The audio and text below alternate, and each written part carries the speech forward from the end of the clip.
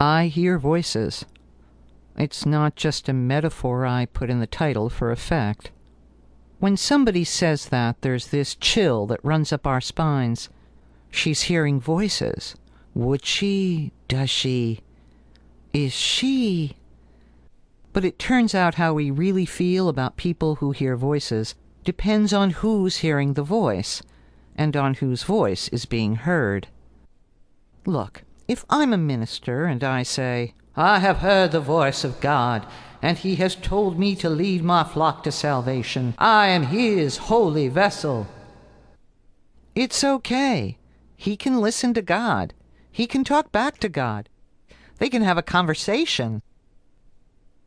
We're a little suspicious about where the voice really comes from and what was actually said. How did this happen exactly? Did God come over for dinner and a long chat? But the content is fairly benign, so we're not too worried. But it turns out there are a lot of other people who claim to talk to God and say that God talks back. Like President George W. Bush, who said, "I talked to God. God told me to bring democracy to Iraq." Ironically, it seems that God was also talking to the Iraqis and saying, "Stop George Bush from bringing democracy to Iraq, whatever you do." So there are some choices here. Maybe there really is more than one God. They're like brothers, and they disagree a lot, especially about politics and religion. Or maybe there is one God, trying to talk to both of them, but neither the president nor the Iraqis are really listening.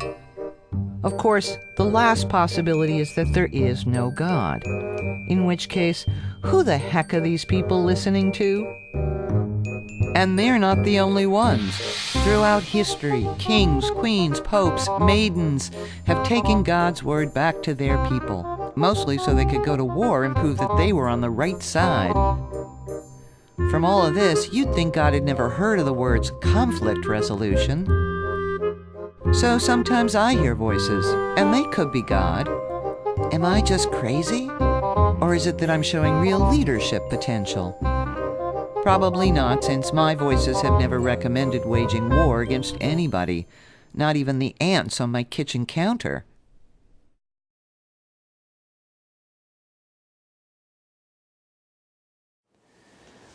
I'd been driving behind this pickup truck somewhere in Connecticut on Route 95. The back of the truck was filled with junk, old sheet metal and pipes. I'd been driving behind the truck for about 15 minutes when a voice in my head that wasn't mine said, "It's time for you to change lanes now." And the sound of that now was urgent. That's a direct quote. It's exactly what the voice said. Now, by then, I'd been hearing voices for about 5 years, and I'd learned a couple of things. Which voices to listen to, which voices not to listen to. Now, this is one of the voices I listened to, so I didn't even think twice. The lane next to me was open, and I started to move over. At exactly the same moment, a steel rod 10 feet long came flying off the back of the pickup truck and landed exactly where my car had been seconds before. I heard the screech of tires as the car that had been behind me started to swerve off the road, and I saw the pickup truck begin to pull over and brake.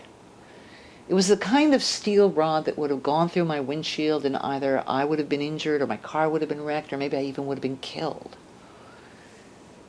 I did remember to say, "Thank you." But who was I saying thank you to? Who am I listening to when I listen to my voice?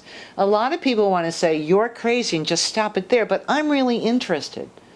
Does it have anything beside a voice? Can it go shopping at TJ Maxx and look for bargains in the junior rack? Doesn't seem to have a body. Does it only have an address inside my head?